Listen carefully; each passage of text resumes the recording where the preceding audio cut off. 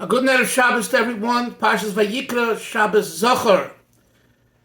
Reb Zalman Zezmer, I believe, one of the Chassidim of the Alter Rebbe, the great Chassidim. Another Chassid saw him in Shul while Parshas Zocher was being read, and they saw rage in his eyes. Mocha Timches Amalek, erase, shall you erase Amalek? And they saw in Reb Zalman Zezmer's eyes hate to Amalek. So they asked him afterwards, Zalman, where did you learn to have this hate to obliterate Amalek? And he said, from my Rebbe, from the Alter Rebbe, the Balatanya, listening to his Maimarim and learning his Chassidus, a man full of compassion and love. But if you understood and understand his Chassidus, you understand that anything that's antithetical to HaKadosh Baruch Hu, to God Almighty, you need to despise and hate and obliterate. Reb Zalman, such a great man, such a great chassid, shares with us an insight into our approach to Amalek. No negotiating. We negotiated with Russia, and look what we got. We say in Yiddish, a fig, nothing, nada. They hug you and they kiss you and they smile at you, and then they do what they want. Rabbi Say, ladies and gentlemen, friends, my friends, dear friends, it's time to wake up and smell the coffee, or smell the vodka or wine, since Purim is coming. It's time to understand that the Torah Kedosha, the Holy Torah, as illuminated by Chassidus Chabad, teaches a method and an approach to see truth for truth and evil for evil. That's right. Don't be pretentious. Don't pretend, and don't say it the way it is. None of us then. Say it with respect. Say it with integrity. Because when they see you are honest, the other one responds with honesty. And this brings to mind a story or two that I heard this week, davening early morning at the Nates, with someone sitting next to me, someone who's here, I guess, raising funds. He's from Shebeirach. He happens to come from a Lubavitcher Geza family from way back, but he learned in the Litvisher world and he became a Litvisher. But he has a feeling for Chabad. So he says to me, let me tell you something. I was in the Beis Medrash in 1992 when the Rebbe had a stroke, right? 30 years ago, Tafshin and Beis. I saw with my own eyes and I heard with my own ears how Rav Shach at the Sefer Torah asked for the Rebbe's name and his mother's name, well, he knew his name, but his mother's name, to make a Shebeirach, and he made a Shebeirach for the Rebbe. He says, no one's going to tell me. I saw it and I heard it.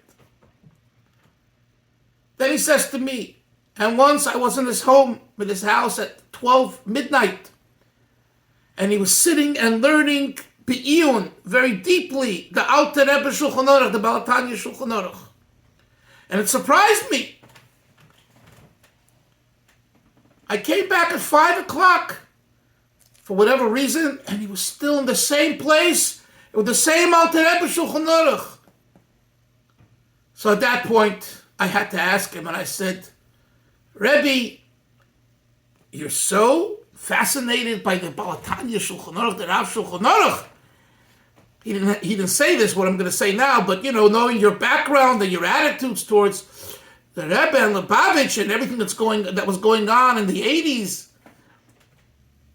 and you're learning so geschmack, so delightful. The Alter Rebbe Shulchan Aruch, the Chabad Lubavitch Shulchan Aruch, that was written by the Balatanya, although it's for Klal Yisrael. It's not a Lubavitcher Shulchan Aruch, it's a Yiddish Shulchan Aruch. It's a Shulchan Aruch for Jews, but nevertheless. And he says, my Rebbe Rav Shach looked up to me and he said, I'm not going to say he's like a Rishon. In the Gemara, there's the Rishonim, the early codifiers of halacha, called the Rishonim, which were closer to the Talmud period. Therefore, their words and writings are more acceptable. So I'm not going to say he's like a Rishon, but I'm going to say, he says, as from the Achroinim is the Rishon, that amongst the latter scholars known as Achroinim, He's the first of all the latter scholars, the greatest of all the latter scholars. Something to that effect. Why am I telling you this? Just to tell you a good story. I'm telling you this because the call of the hour is Achdus, unity. Need to get together. I met today a Satmar having a coffee in the coffee stiebel. And he says, yeah, he lives in Monroe and he grew up in Williamsburg, and he says, I've davened here many times, but I never took a coffee. So I said, here's the coffee. And I showed him. He didn't know what the coffee is. And then he says, it's finished. It's passed. Today everything's acceptable. Everything is good. It was interesting. He already smelled in seeing this Lubavitcher. You know, when you see a Chabadnik, you know from far away this Lubavitcher, this beard and the hat and the whole, the persona of a Lubavitcher is obvious. And if it's not, you got to become a Lubavitcher if you want to be a Lubavitcher. You know, they say Chassidim have a good chush hareach, a good sense of smell. What kind of smell? You smell what's godly, what's holy, what's important. And the call of the hour is unity. How do you break this Amalek? Through Jewish unity, through Achdus. And I don't mean just holding hands and hugging and kissing. I mean to say heartfelt honesty and unity together with each other, even if we disagree. We need to learn to disagree and act on it by having Avas Yisrael. I'll tell you a story. My father-in-law, Rebbe Chaim Serebransky, told me the story firsthand. Someone in Crown Heights who was solicited to help the yeshiva, the Lubavitch yeshiva, to give a large donation. And he was a very good friend of my father-in-law's from way back in the Russian Samarkand, and he had a lot of respect for him.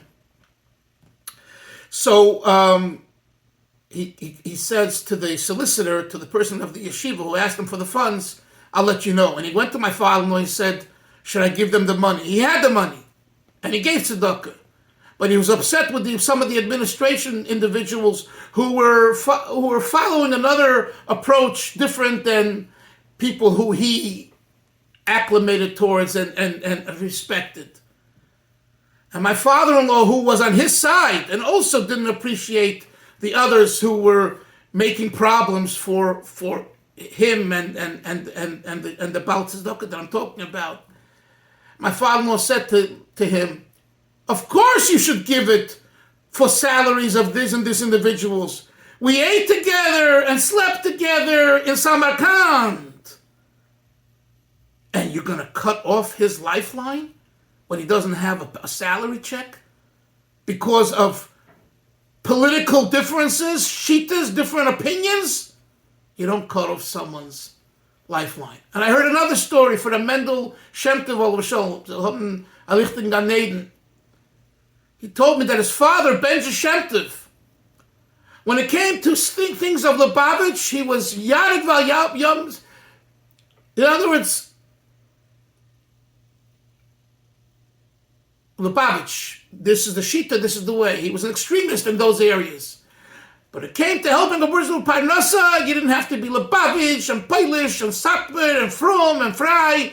If you can help a Yid with Parnasa, he always looked to help a Yid. In other words, don't mix politics and religion. So Rabbi Shai, that's my message, Pasha Zocha, to you. Get on the bandwagon of Achdus. That's the way to have its hatred and to destroy Amalek. And I encourage you, I made a few videos this week, one interviewing Dr. Phil Schneider, who was one of the Rebbe's doctors for a short while after Chav Zayin Adar 1992. It's fascinating. It's on YouTube, on chronized.info, and you'll enjoy it. Also, just to let you know that my 4 new Svarim came out, 4 new books, and they're available in important Chabad and Orthodoxy between 1900 and 1950, the previous Rebbe's 1929 and 30, trip to America and the impact he made in Philadelphia and in many other communities, in Baltimore, Chicago, in New York, etc. And we took a good look at the different cities.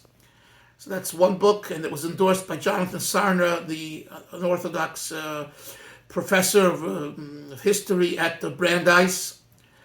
So that's one book. Then the second book is Gedolim, Rebbe's and Chabad, the relationship between the three. The third book is Who's Who in Chabad, Volume 2. Has many, many personalities. They're brief biographies of those people.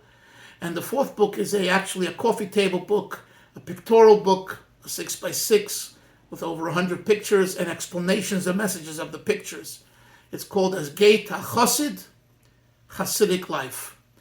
I hope you'll take a taste by purchasing them, all of them, some of them, and tell others. Have a great Shabbos, everyone, and only Simcha Mashiach now.